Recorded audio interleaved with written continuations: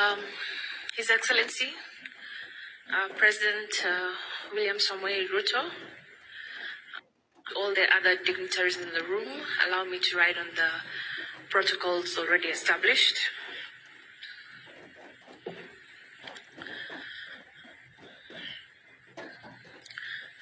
My name is, as you're aware, Rachel Nekesa Chebukati. Nekesa being, I was named after my grandma.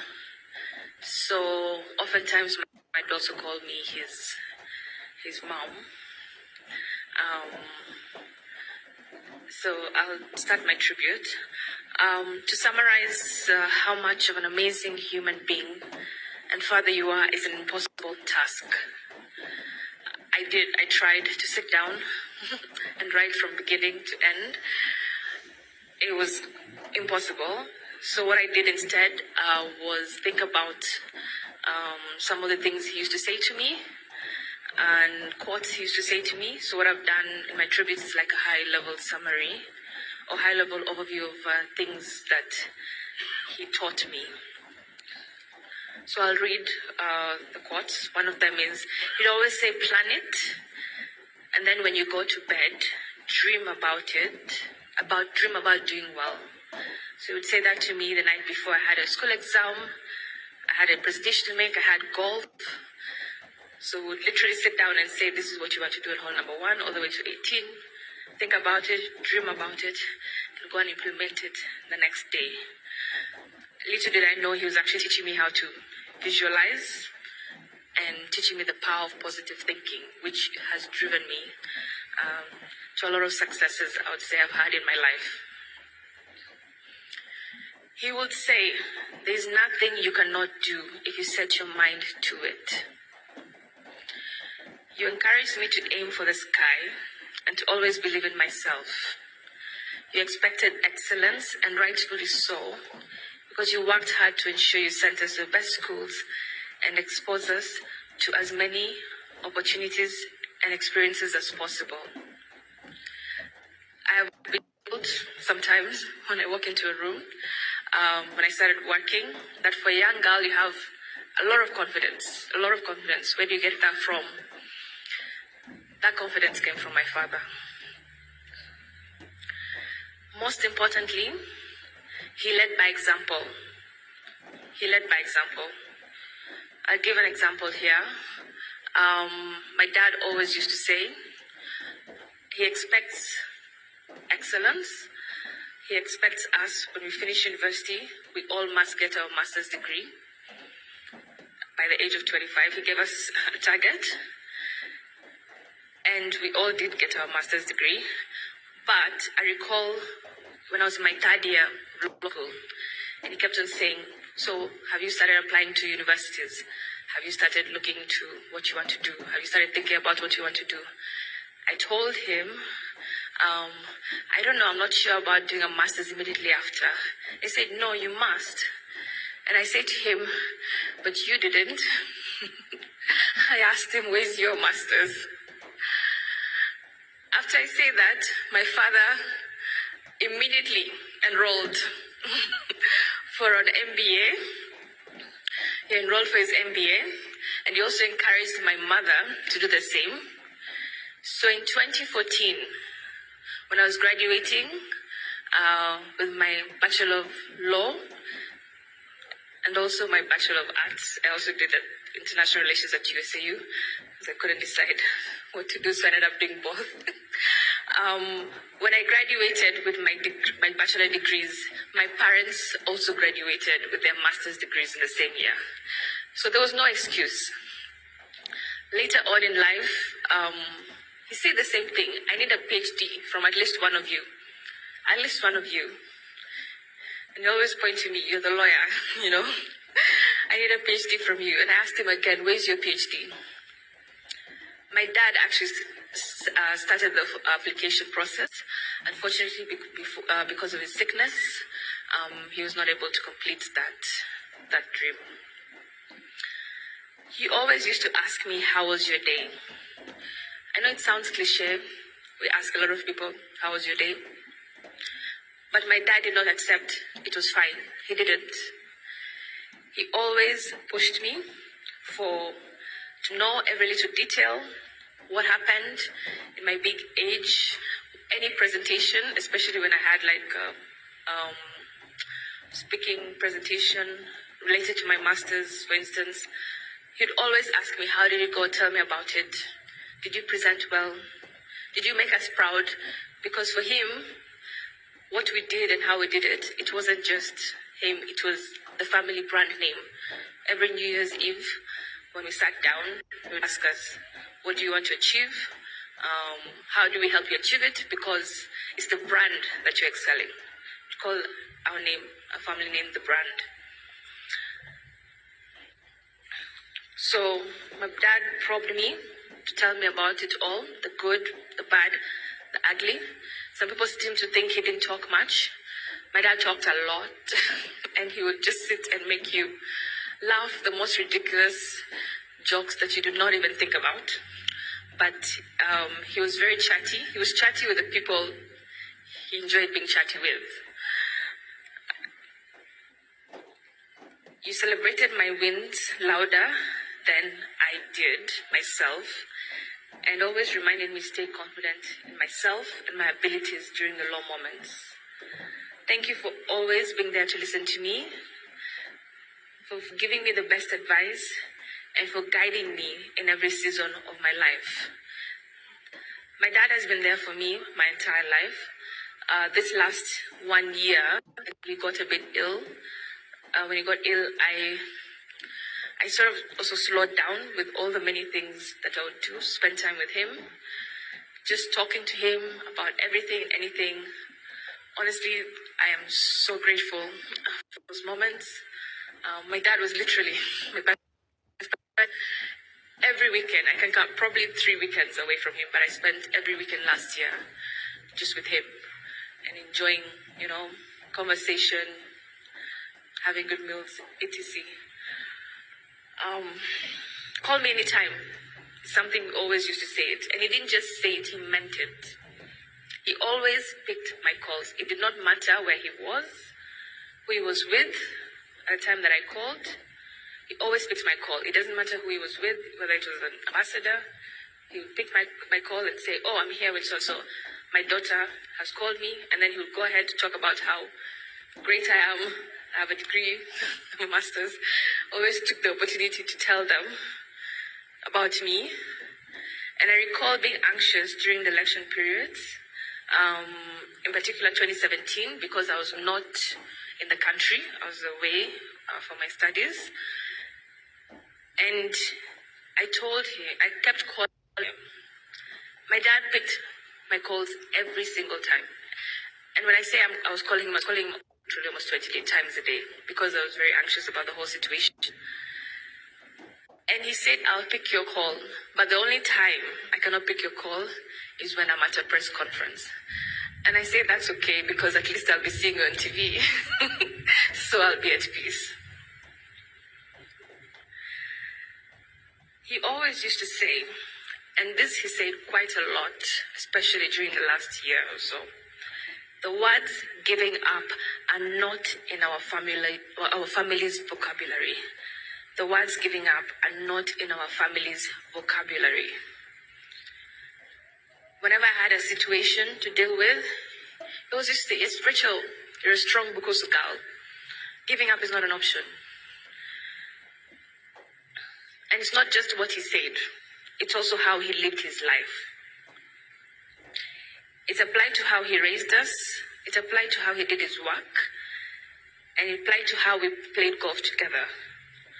And more importantly, it applied to how he tackled his diagnosis when it came, when he was given. When he was diagnosed with glioblastoma, which is the most aggressive brain tumor cancer that exists. They told us there's no cure, but what we can do is we can actually just, he with surgery, with chemotherapy, try our best to extend his life. He was given 4 to 6 months to live. That's what the doctor said. And my dad said, this sickness is not going to beat me. He went, got his first surgery. thanks to His Excellency the President. My mom will be the one to give the thank yous on that. And he got his first surgery, came back home. You would not have noticed.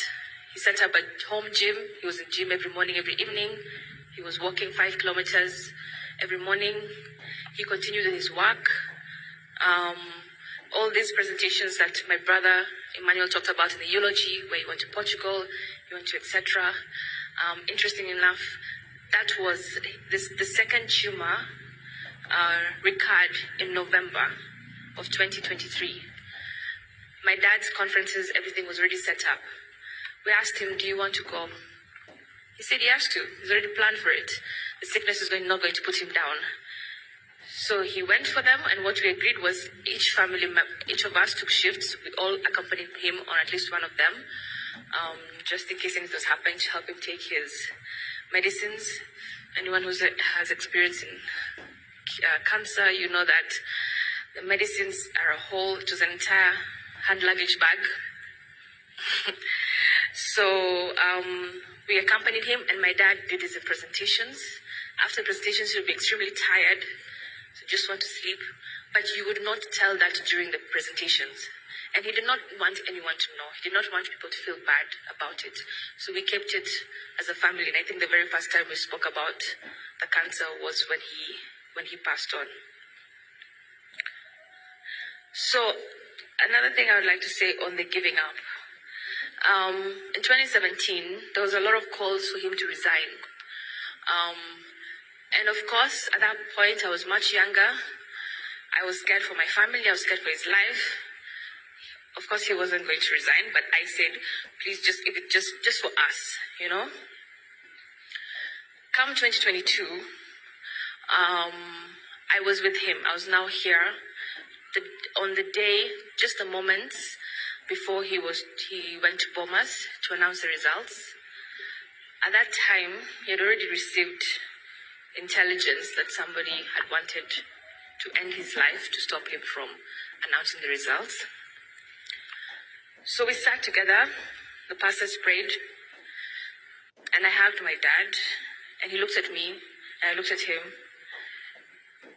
and I said to him, you don't even need to say anything, because I know you're going to stand for the truth. I know you're going to stand for Kenyans. I said to him in 2017, I was selfish. I asked you to resign for me.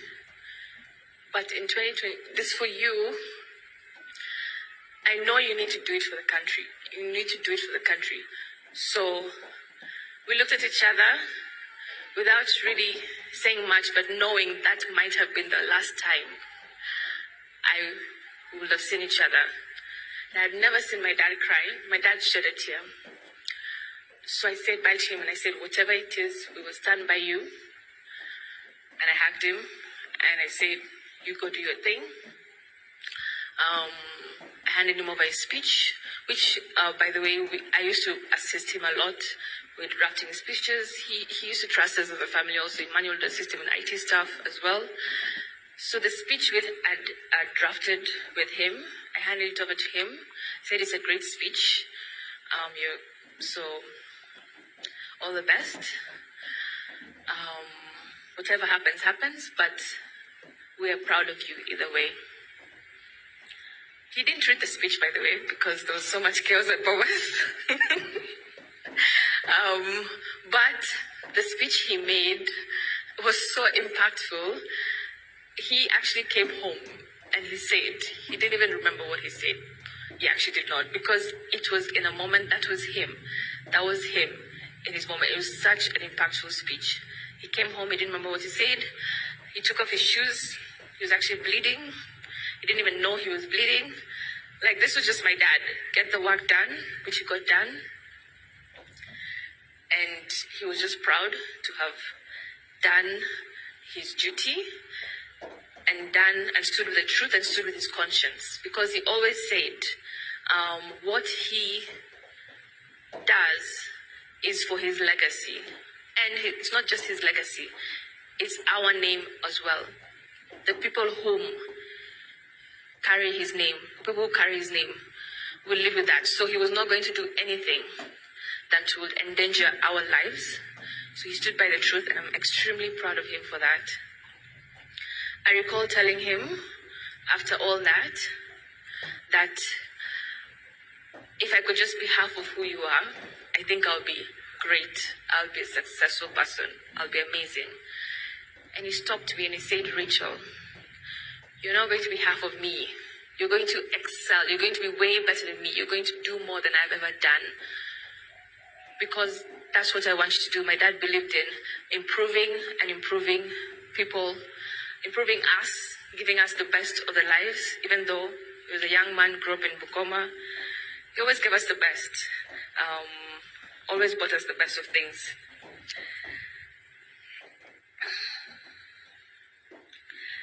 I will miss having you to speak with. I will miss your presence and your hugs. I will miss your witty sense of humor. I will miss discussing the law, politics, and international affairs with you. Allow me to sidetrack for 1 second. My dad used to discuss law, politics quite a lot.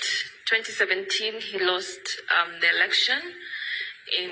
2007, he lost the election in Sabata, this constituency, formerly known as Sabata.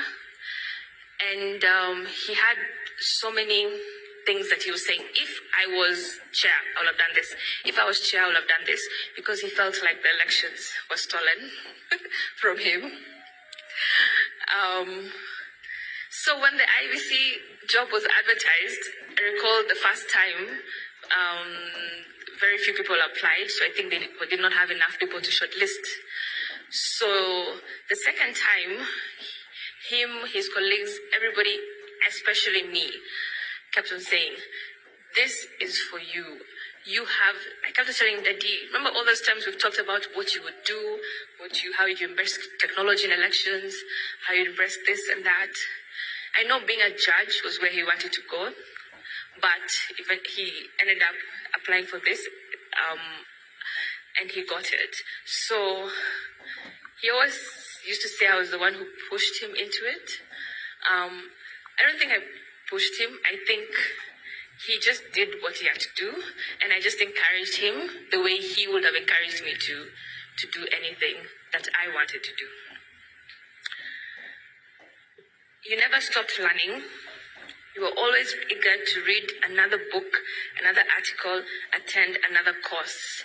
As soon as my dad's second surgery came up, he was back to reading, because I think at this time he had applied for the Court of Appeal job. He had been back. He started reading law books. There's some he ordered from Amazon, which were delivered to Germany 2 days after surgery. Like, he was really back to that, improving himself, how he was going to be a great judge, So he always just wanted to improve himself. I will miss playing golf with you, Daddy. I will miss our weekly Sunday golf days, which are my favorite childhood memories. You'll always be my favorite golf partner, because we always took the risky shot, and we would often succeed because it all starts with being confident and believing in self. And when we missed the shot, we remained confident in our ability to make a remarkable recovery. Giving up was never an option. Never. It did not matter how badly we were, whether we were 5 down. We always had confidence we were going to win the match play. I am eternally grateful that God blessed me with you as my father. I promise to continue to espouse the values instilled in me and to pass them over to my future children. You've been the epitome of love. Love for family, love for the law, and love for country. You have lived your life with purpose, with determination, with courage, and with diligence.